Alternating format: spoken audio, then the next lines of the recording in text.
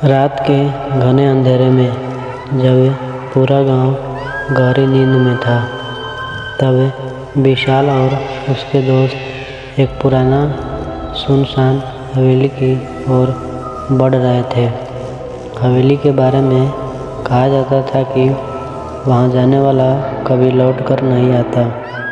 जैसे ही वे मुख्य दरवाजे पर पहुंचे, दरवाज़ा खुद ब खुद चरर की आवाज़ के साथ खुल गया। ठंडी हवा का एक झोंका आया, जिसमें किसी के सिसकने की हल्की आवाज़ सुनाई दी।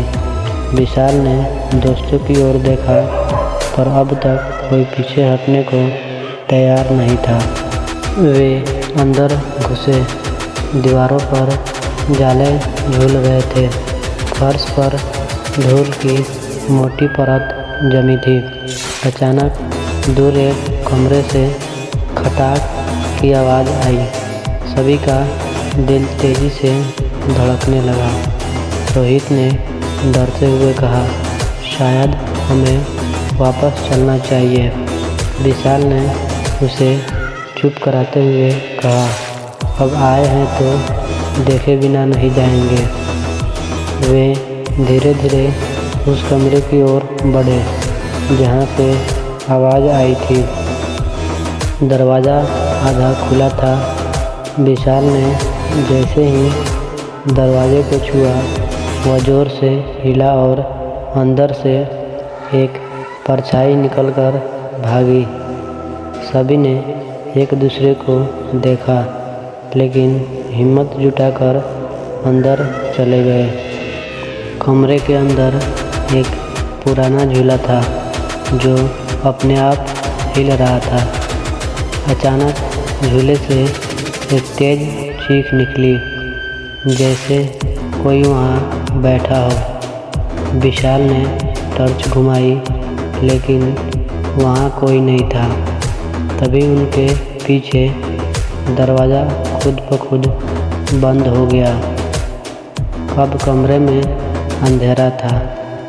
केवल विशाल की टॉर्च जल रही थी। तभी रोहित के कंधे पर किसी ने जोर से हाथ रखा। उसने चीख कर पीछे देखा, पर वहाँ कोई नहीं था।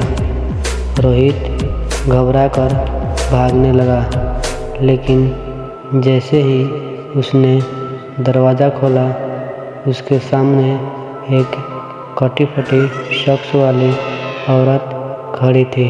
औरत की आंखों से खून बह रहा था और वह फटी फटी आवाज़ में बोली, तुमने मुझे जगा दिया, अब कोई नहीं बचेगा। तभी हवेली के दीवारों से खून टपकने लगा। विशाल और उसके दोस्त बदहवास होकर भागने लगे, पर रास्ते बंद हो चुके थे। हर कोने से चीखें आ रही थी। एक के बाद एक सभी के शरीर हवा में उठने लगे। उनकी आंखों में अंधेरा छा गया और अगले पल ही वे हवेली का हिस्सा बन चुके थे। सुबह गांव के कुछ लोग हवेली पहुंचे, लेकिन अंदर कोई नहीं था। केवल हवा में गूंजती एक धीमी फुसफुसाहट, अब अगला कौन है। अगर आप हॉरर स्टोरी सुनना चाहते हो तो हमारे चैनल को सब्सक्राइब जरूर करें और बेल आइकन को दबाना ना भूलें। सी यू नेक्स्ट वीडियो।